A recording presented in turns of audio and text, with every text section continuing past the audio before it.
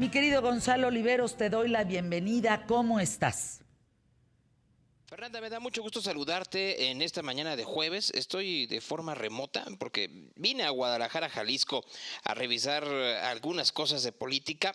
Y mira, obviamente, como bien lo sabes, yo reviso de forma recurrente lo que sucede política y socialmente en el país, y específicamente Guadalajara se ha convertido desde hace algún tiempo en un lugar al que le tengo un gran cariño, pero que también tiene unas características que me gustaría platicar esta mañana, porque es una sociedad muy pujante.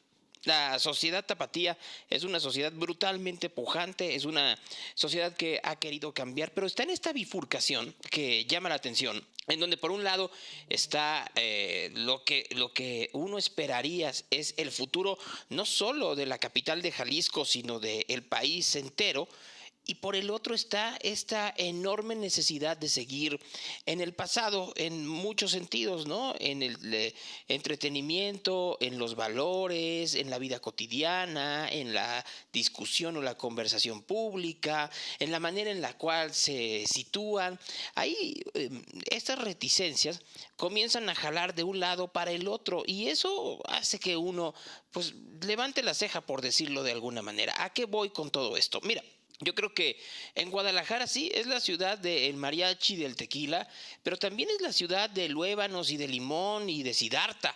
Es la ciudad de aquellos que tienen al cardenal Robles, pero también es la ciudad en donde los homosexuales viven en libertad o pretenden vivir en libertad, aunque el gobierno no haya reconocido los matrimonios universales.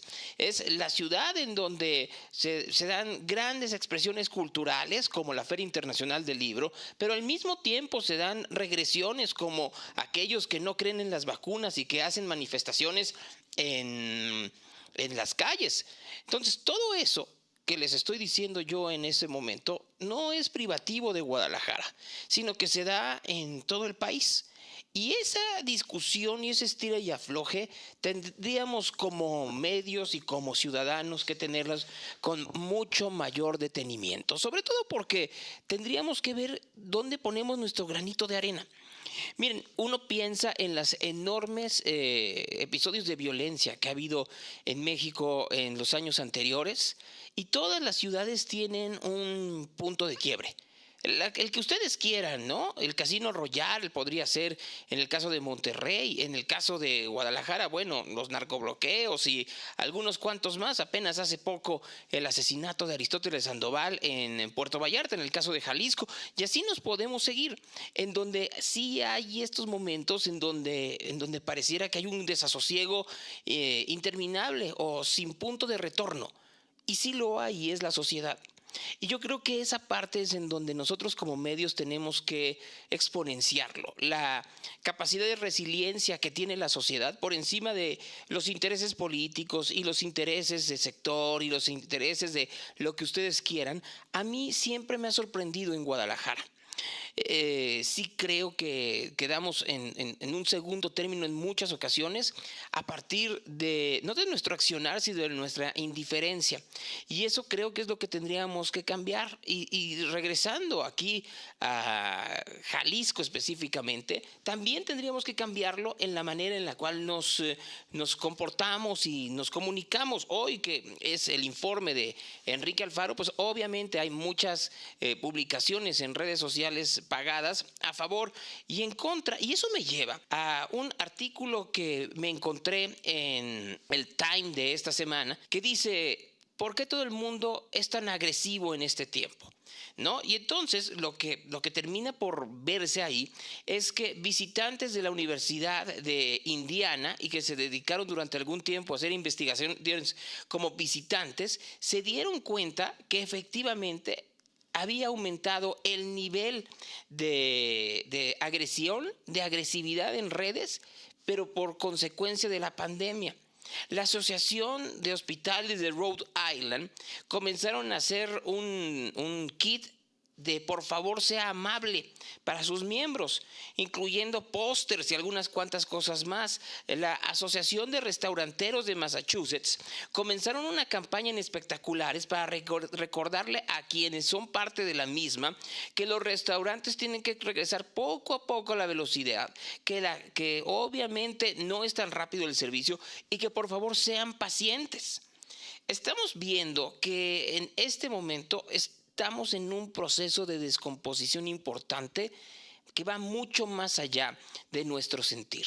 Tanto impulso que tenemos alrededor, que tiene que ver con redes sociales, con medios tradicionales, con las redes sociales que conviven y que consumen nuestros familiares y nuestros hijos, y al mismo tiempo los graves problemas económicos y los miedos e incertidumbre que puede traer la pandemia nos hacen más violentos. Bernard Golder, un psicólogo que hizo un libro, y apunten por favor porque creo que son de la literatura que tendríamos que estar tomando en consideración en estos tiempos. Overcoming Destructive Anger. ¿Cómo superar el enojo destructivo? Y dice que este periodo que estamos viviendo en estos tiempos se ha prolongado tanto, es decir, hemos prolongado tanto en esta era la ansiedad, la inseguridad y la violencia a partir del confinamiento, la incertidumbre y las redes sociales, que pareciera que tenemos que tomarnos todos como sociedad una pequeña pausa, porque esto ya está causando un efecto grave a nuestra salud mental. Y esto obviamente ha hecho que la misma salud mental tenga otro ataque, además de los sufridos por el aislamiento, por la falta de recursos, la pérdida de recursos, la pérdida de empleos, la pérdida de certidumbre, la muerte de gente que uno quiere, o por lo menos la pérdida física ante el aislamiento. Y por último, la falta de apoyo social. En una sociedad que está tan acostumbrada a los abrazos, no tenerlos ante lo que pareciera ser irremediable, que es el no retorno de la vida cotidiana. Y yo sé que para muchos ya se ve más normal y ya la gente está alrededor y ya puedes ver a otros y vas al cine y vas y te subes a un avión, etcétera, etcétera, etcétera. Pero todavía hay estos miedos que no se nos van a quitar, a menos que fortalezcamos nuestra situación social. Si logramos tener mayor empatía hacia el otro, vamos a tener menos miedos.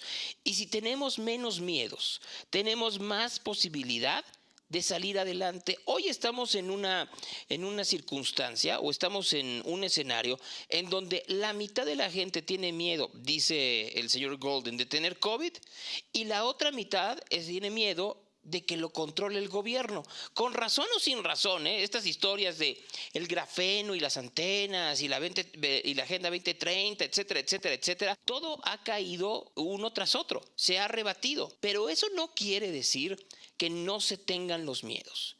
Y es ahí como sociedad que lo que tendríamos que hacer es entender que ha cambiado de manera importante la dinámica de poder, que anteriormente la gente estaba en otro tipo de control y ese control ya no existe. Tú vas en un avión y tienen un mayor control para ti, pero lo mismo pasa en un aeropuerto, pero lo mismo pasa en un restaurante, en un centro de diversiones, en una tienda de autoservicio, en donde ustedes quieran. Y ese cambio ha hecho que las cosas sean mucho más complicadas para todos. Entonces, ¿queremos evolucionar como sociedad? Tenemos que ser más empáticos. Y sé que es muy difícil ser empático cuando hay tanto impulso externo que nos orilla o nos invita a buscar el odio al contrario. Olvidémonos del odio al contrario y acerquémonos a los puntos de coincidencia, de empatía o de entendimiento hacia los pesares, los temores, los miedos, la zozobra, la pesadumbre, la oscuridad que puede tener un ser humano como lo es uno. Entonces, nada más se los dejo para que lo pensemos de aquí al día de mañana. Te mando un gran abrazo, Fernanda, y que tengas un gran jueves. Igualmente, mi querido Gonzalo Oliveros.